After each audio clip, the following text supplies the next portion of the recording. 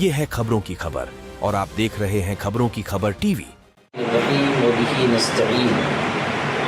आप हजरात के इल्म में है कि गवर्नमेंट ऑफ इंडिया ने वक्फ एक्ट में तरमीम के लिए वक्फ तरमीमी बिल 2024 पेश किया है। ये वक्फ तरमीमी बिल अपने मशमूलात के एतबार से वक्फ जायदादों के लिए सख्त नुकसानदेह है। इसीलिए all India Muslim personal law board और तमाम दीनी और मिली जमातों और तंजीमों ने इसकी मुखालफत की है।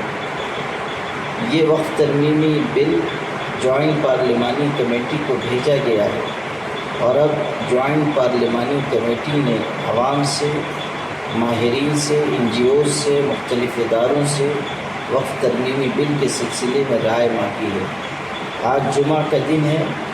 All India Muslim personal law board की हिदायत के मुताबिक अइम्मा किराम, उलमाए इज़ाम और खुतबा से गुजारिश की जाती है कि आज जुमा में इस मौजू पर खिताब करें, लोगों को इस मामले की हसासियत से वाकिफ़ कराएं। इसी तरह उन्हें इस बात का पैगाम दें कि जॉइंट पार्लिमानी कमेटी ने जो राय मांगी है, हम ईमेल के ज़रिए और डाक के ज़रिए अपनी राय ज़रूर दें।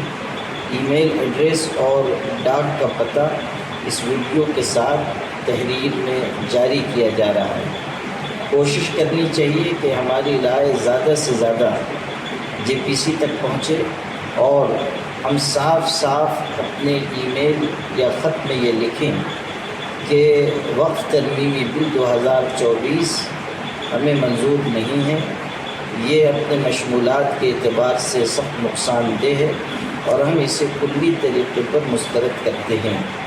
ये बात वाज़ेह तरीक़े पर अवामुन्नास तक पहुँचनी चाहिए कि जमहूरी मुल्क में हमें अपनी राय का मजबूती से इजहार करना चाहिए और जॉइंट पार्लिमानी कमेटी ने हमसे जो राय मांगी है, इस पर हमें ज़रूर राय देनी चाहिए। इस सिलसिले में जल्द ही बोर्ड की तरफ से QR कोड वगैरह भी जारी किया जाएगा। आप हजरात इस सिलसिले में पूरी तवज्जो फरमाएँ।